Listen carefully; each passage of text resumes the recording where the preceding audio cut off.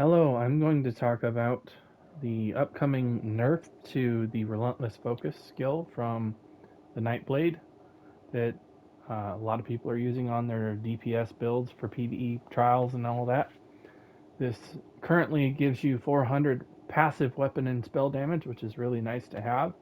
But I'm going to demonstrate what the difference is going to look like when that weapon damage is no longer present. They are currently changing that to be they're taking away the 400 weapon and spell damage, and they are going to grant major prophecy and savagery instead, which is a critical chance buff of about 12%.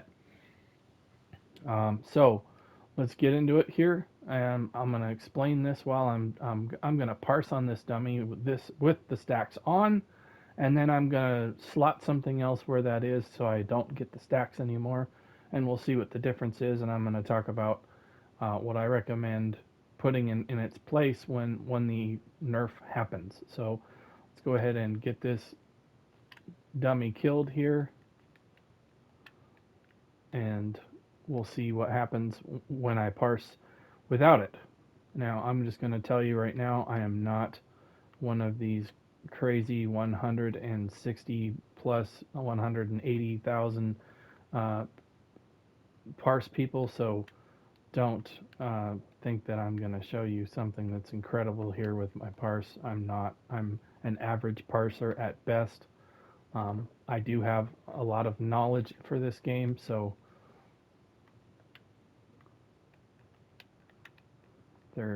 this is why I do the videos, is to provide knowledge. I never will claim to be God's gift to DPSing or anything like that, but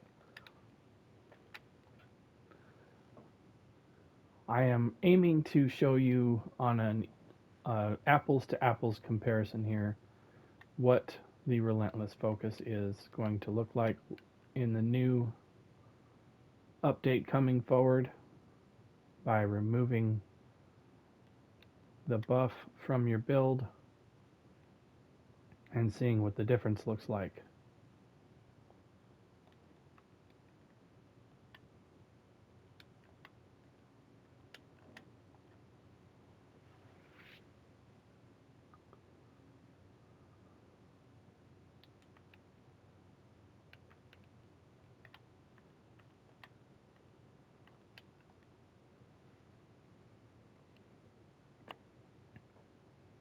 So I'm currently running, as you can tell, the Adric Spear and Assassination skill line from the Nightblade, as well as Herald of the Tome, of course, from the uh, Arcanist skill line.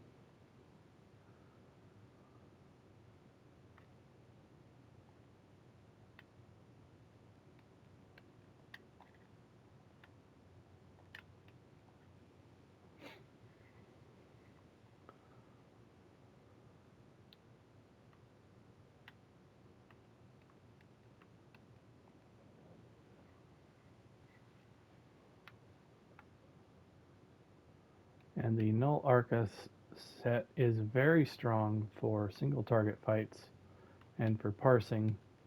Um, not going to do great in ad pulls and things like that, but for this purpose, it's very strong.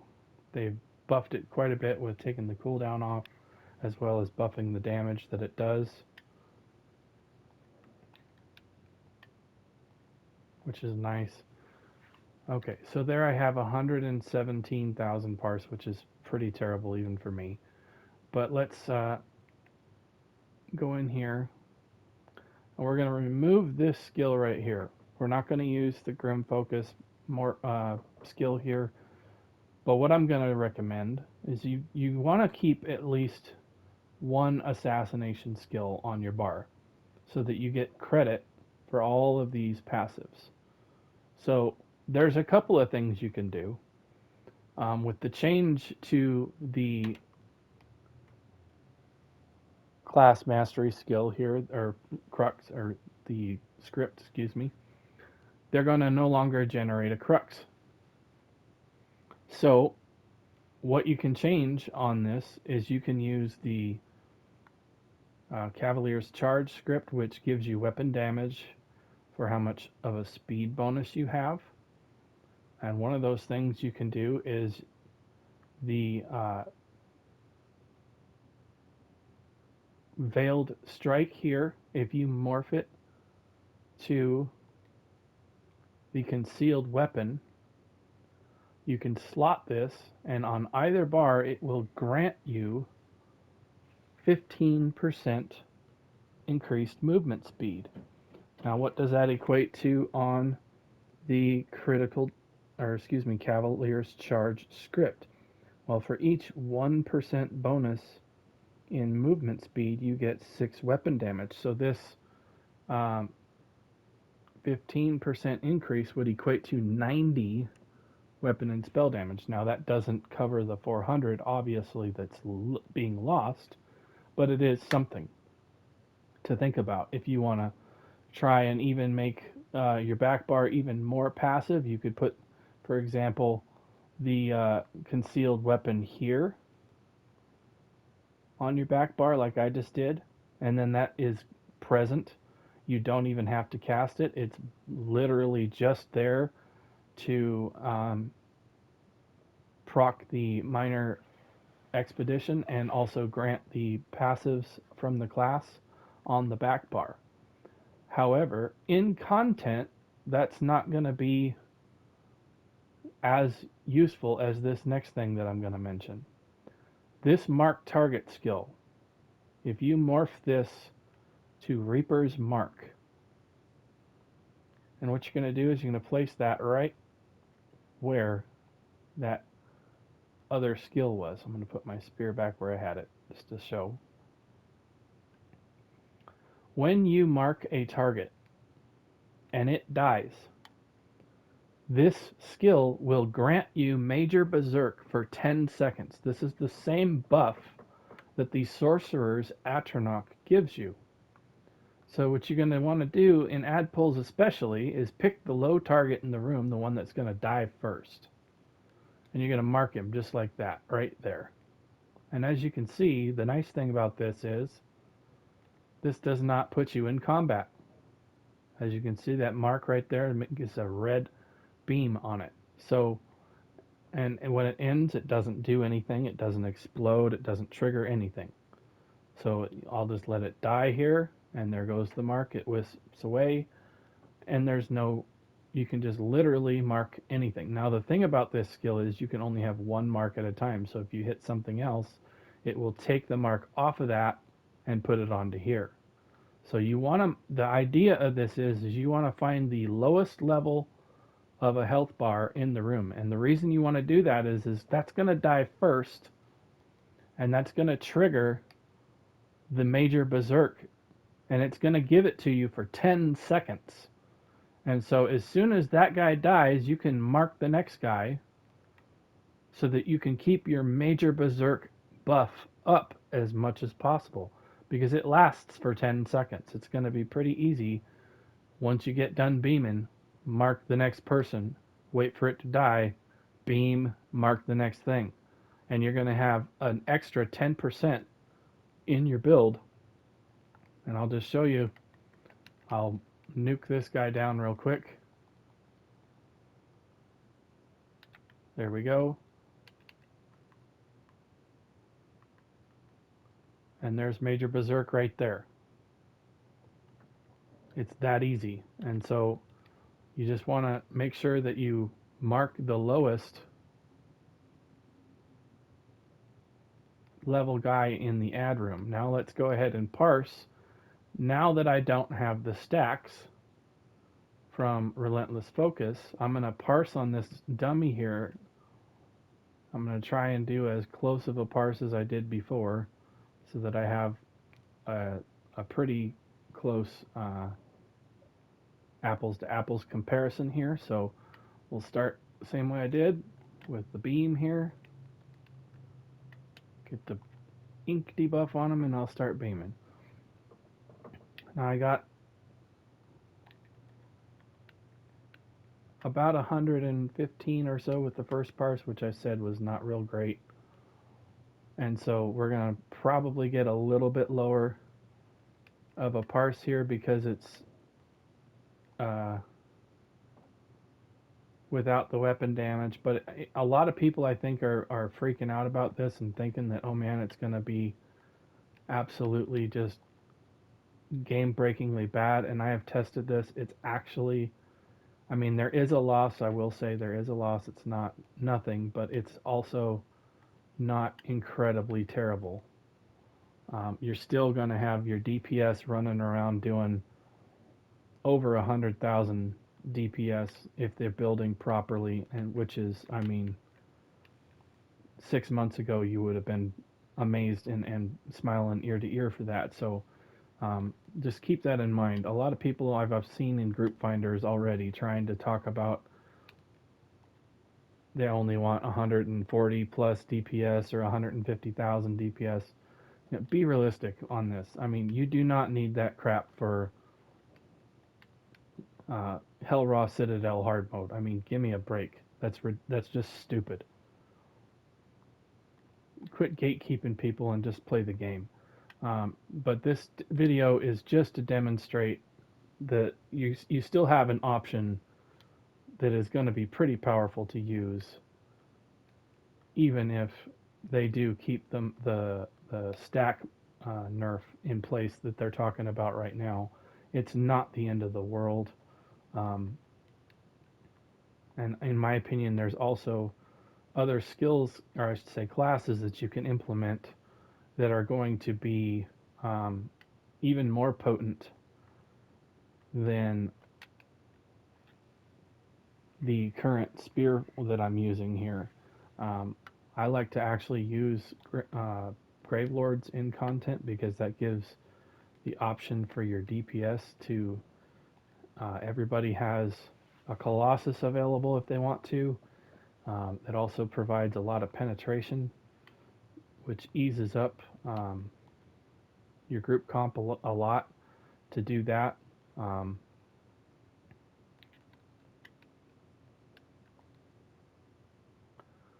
see what we get here on the parse here when we just finish this up here. Reapply the back bar stuff.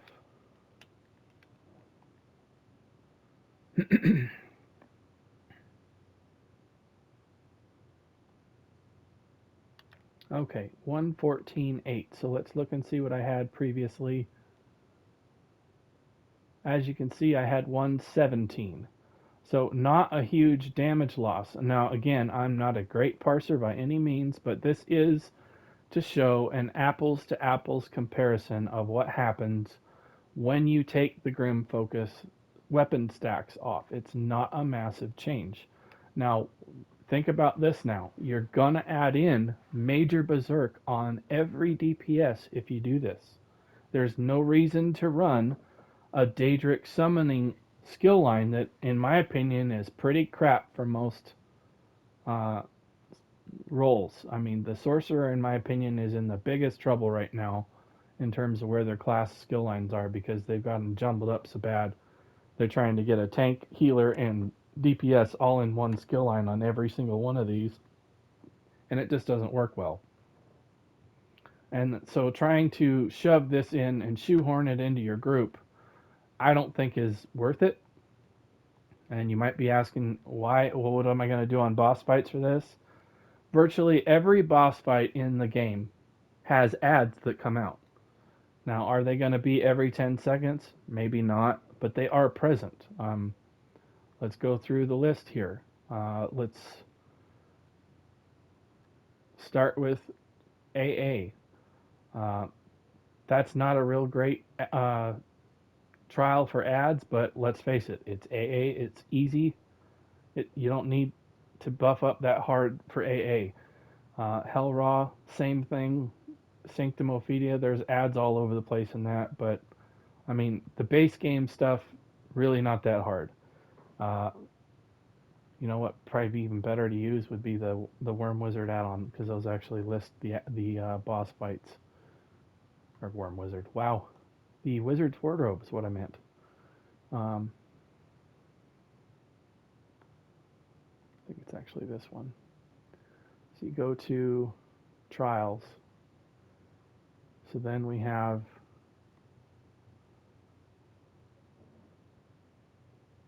The stone Atronach, the stone Atronach has ads that come out, and so does the Valerial. She has the shades that go around her, and the mage pulls up shades also. So there you go. There's ads in that. The possessed Manticora has a shitload of ads in it. The Stonebreaker, all of these have ads in the fight. Let's just go to Mauve Lorcage. Mauve Lorcage. The twins have ads all over him. Rakat has the Berserker. Again, not real 100% on that, but Halls of Fabrication, the Hunter Killer has ads. The Pinnacle Factotum has ads also. The Arch Custodian, which I believe is the Spider. I don't remember the name of that one, but there's ads in between. You kill the ads in between the shield phases and up to it. The Committee has the Bombers, all kinds of stuff. The Assembly General has ads that come up in between the shield phases, so that's not real optimal there. But let's look at Cloud Rest. There's ads throughout every single one of these fights. Gallonway, there's the Griffins, there's the Creepers, there's all kinds of stuff that comes up in this trial. Sunspire, the dragons have ads that come up throughout the fight as well as when they fly. Kind's Aegis, Yandir the Butcher has totems. They have the ads that come up, the Griffins, all kinds of stuff. Captain Vroll has ads that come up constantly through the portals that come up, as well as the conduits. And Lord Fargrave has the main ad that comes out plus the coagulants. And then during the final phase, he brings down the minions from the cages upstairs. Rock Grove has the frogs. There's a ton of ads there. Flame Harold Bahase has the colossuses that come out. The flame pixie guys, the archers, the behemoths. There's all kinds of ads. Zelvaka has the blobs, the shades, the ghosts. There's all kinds of ads. The snakes is nothing but ads. The Ash Titan, there's ads all around that. Dreadsail Reef, the twins have the Atronachs, the dogs. There's all kinds of ads. This is one of the biggest myths that I think drives me crazy is when people talk about there's not ads in boss fights. This is ridiculous. One of the biggest common things is people talk about Sulkzon's Torment, the set from Rock Grove, is not great for boss fights because you have to kill an ad every 30 seconds. Well, I'm going through every single one of these boss fights. There's ads in all of them. The Reef Guardian has an ad downstairs if you go down into the portal. It also has the bears and the tons of crap that they pull out in between the splits and all of that. Teleria has the maids on the end, the berserk, the behemoths that come out. There's ads all over in the Sail Ripper as well as the Bowbreaker. Sanity's Edge, the spider boss usually comes out in the middle of an actual trash fight.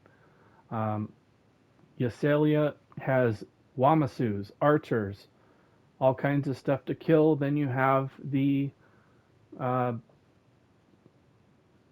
puzzle boss, I'll call it, from the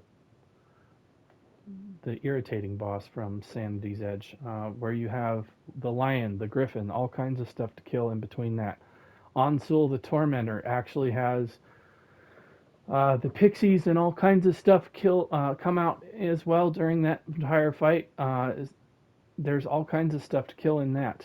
Lucent Citadel, the twins have ads that come out on each side, as well as elite ads, and then you have the mirror boss. There's all kinds of ads to kill in between all phases there that will help you. The Ruin Arcs, the Sentinels, all those. And then the guy that has the Atronachs that you fight right before the Wisp fight is the Cabot Agnon. he's got nothing but ads around him that you kill. The arcane knot is literally a long ass ad pull fight, and every time you swap the knot, you get another Atronach to kill. So that's going to be present as well. Ossian Cage, I'm not as familiar with, but I can tell you the Red Witch is a short secret fight that's not really going to be that meaningful to talk about that. But the Hall of the Fleshcraft is the um, Flesh Shapers. There is a ton of ads in that fight that come out. You have the Harvesters and the Daedroths, as well as the um, flesh blobs that come out as well, and you're killing the actual shapers in the room. There's 6 of those. If you go into the portals, you're going to kill a channeler. There's all kinds of ads to kill in that fight. The Tortured Ranu is another secret fight, and then the Twins boss, there are a ton of ads to kill in that are around the room as well as in the portal. The Blood Drinker has ads that come out. The Vampire Lord and the Atronachs that come out, the Gargoyles, I should say. Um, and then the Overfiend has a bunch of ads as well in the portals, as well as Lord Warden and Molag Kina to kill. Virtually every trial in this game, they have ads during the boss fight. So to say that there's not any ads in a boss fight is kind of ridiculous. So I feel like this skill right here is going to be really strong if used, because you can add in the major Berserk buff to your group without having to slot an Atronach on somebody. It is a powerful ultimate, so there is that. But choosing that entire skill line mainly for that buff to be in group is kind of not needed. As if you're going to use the assassination skill line and you're looking for something to slot on your back bar, try this. It's really easy. The other thing about it is it's got a super long range to it, 50 meters. You can hit this thing from anywhere. I mean, I'm going to back up all the way here, and I can still hit that guy from way over here, just like that. And I'm a good 30 meters away at least. So, I mean, before your tank even pulls, you can hit a guy from all the way down the hall, and then when you get a pull, kill the guy first, and boom, you've got your buff. I mean, it's that simple and that easy, and as you can see from the parse, losing those weapon damage stacks is not going to be as detrimental as it seems on paper. Um, give this a try, see what you think. Thanks for watching. I know this was a little bit of a long video, but I had a little bit of a lengthy display there to go over. So thanks for watching. Check out my channel for other playlists and things that I have organized on there. All kinds of information on the Elder Scrolls Online, tanking, healing, DPS, PvP, crafting, just general knowledge, all kinds of stuff. Thanks for watching. I'll see you in another video. Bye.